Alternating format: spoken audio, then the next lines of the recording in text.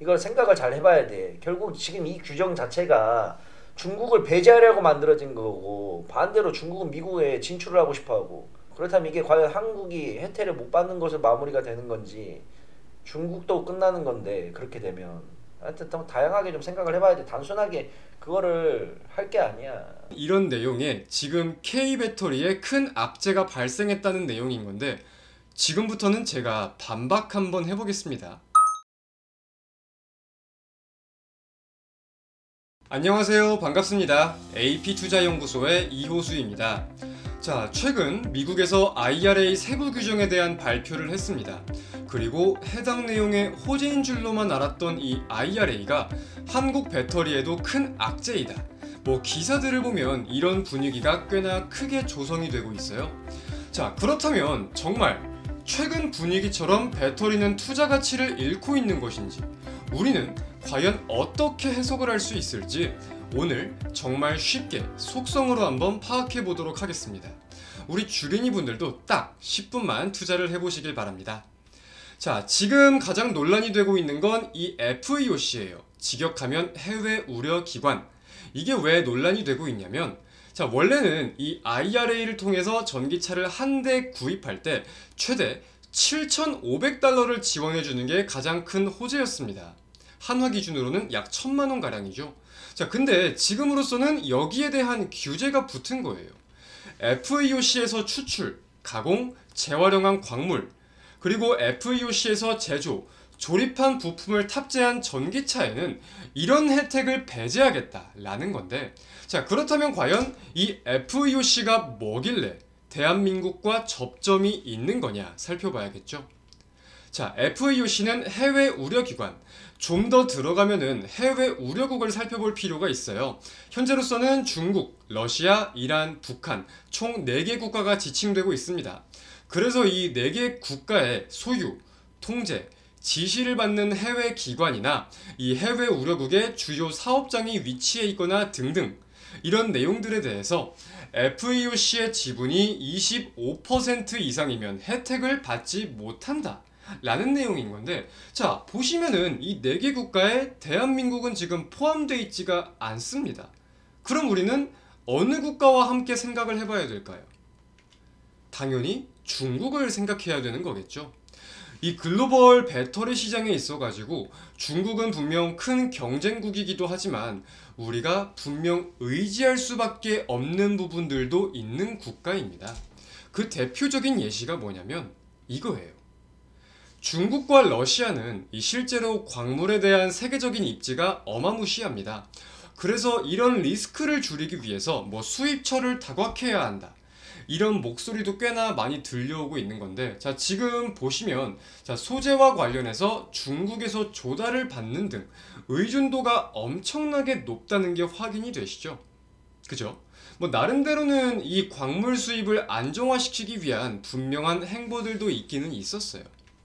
이제 중국 소재 기업과 합작 진행 사례들 중에서 일부분만을 제가 발췌해 온 건데, 자, 보시다시피 중국과 한국의 합작 투자 진행 사례가 꽤 있습니다. 보통 추세를 보다 보면 한국 지분을 중국 지분보다 높게 측정을 하는 것은 맞지만, 자, 결국 현재 최신화된 내용들은 뭐예요? 중국 지분이 25%를 넘으면 안 되는 거잖아요. 그죠?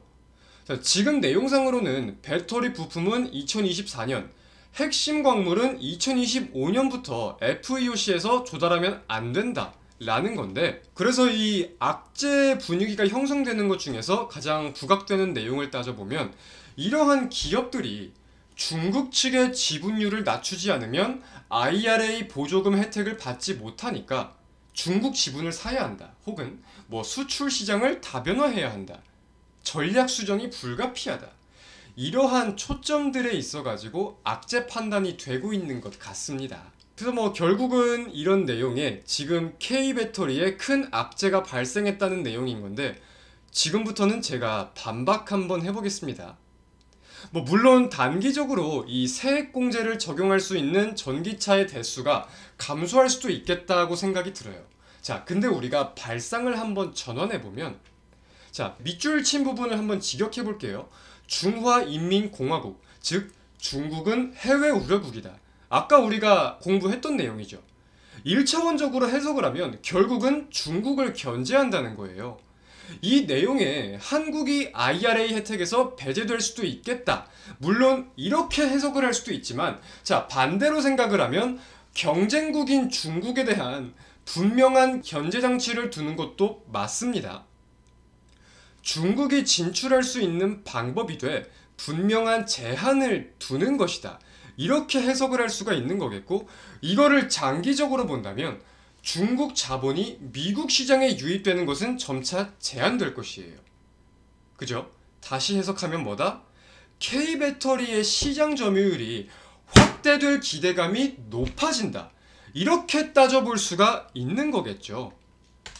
자, 지금의 이 내용 너무 단순하게만 해석해서 이상하다고 생각하실 수 있으실 거예요. 한국은 중국 의존도가 높아서 악재이다? 이거를 솔직히 좀 강하게 말씀을 드리면 저는 약간의 모순이라고도 해석이 돼요. 자, 보시면은 지금 이러한 합작 투자는 한국을 위하는 것도 맞지만 한국만을 위하는 게 아니라고도 판단을 할 수 있습니다.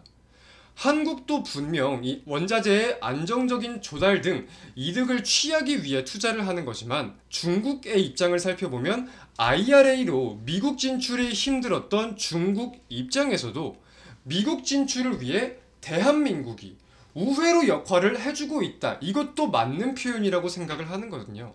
약간의 상부상조 개념으로 이해를 할 수 있겠죠. 그렇기 때문에 사실 이번에 발표된 이 FEOC 가이던스, 해당 내용에 대해서 다양한 가능성들, 그에 따른 대책들, 사전에 합의를 좀 하기는 했다, 이런 말들도 지금 들려오고 있는 걸 보면 사실상 보이시는 지분율에서 현재의 가이던스에 맞춰서 지배구조를 변경하는 것도 큰 무리가 없게 가능할 것이다. 이런 가능성도 우리가 따져볼 필요가 있는 것 같아요. 단기적으로는 일정 자금이 분명히 더욱 필요할 수가 있겠고, 악재로서 생각할 수 있는 부분들도 있겠지만, 결국 한국의 지분이 높아지고 미국 침투율에 대해서 더욱 수혜가 커진다. 우리는 이 부분에 대해서 주목을 해야 되는 거겠죠. 자, 그리고 마지막으로 배터리 하면 대표적으로 어떤 기업들이 떠오르십니까? 대표적으로는 이 셀 기업들을 살펴볼 수 있을 거예요. LG에너지솔루션, SK온, 삼성 SDI. 자, 지금 중국 같은 경우는 아까 말씀드렸던 이 소재뿐만이 아니라 배터리 셀 자체적으로도 미국과의 합작 법인 등을 통해서 미국 현지에 진출하려는 부분들이 꽤나 있습니다. 물론 지금의 가이던스가 좀 변할 수도 있고, 어떻게든 중국 기업들은 이 FEOC의 기준을 피하며 미국 진출을 포기하려고 하지는 않을 거라고 생각이 들어요. 하지만 여기서 대한민국의 큰 수혜는 뭐냐 생각을 해볼 때, 대한민국 셀 3사의 북미 프로젝트는 FEOC와 관련된 제약사항이 없어요. 아까 소재 관련된 내용과는 다르게 관련돼가지고 무언가가 변경할 내용이 없다는 뜻입니다.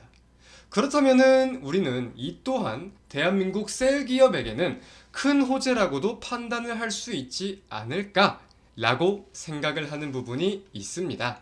그래서 오늘은 최근에 대한민국 2차 전지에 대해서 너무 우리 개인 투자분들이 우려감만을 가지시는 것 같길래 반대로 해석하면 이렇게도 해석할 수 있다, 시선을 다각화해보자 라는 취지를 가지고 영상을 한번 촬영해보게 되었습니다.